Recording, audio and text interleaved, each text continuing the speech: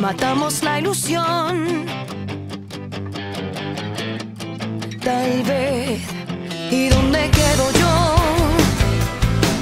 en este mundo sin color?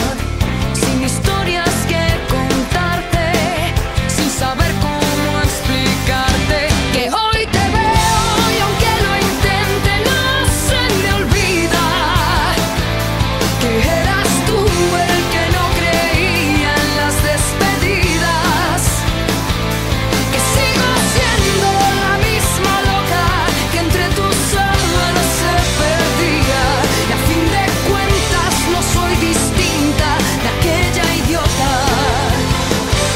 que te quería. No importa cómo fue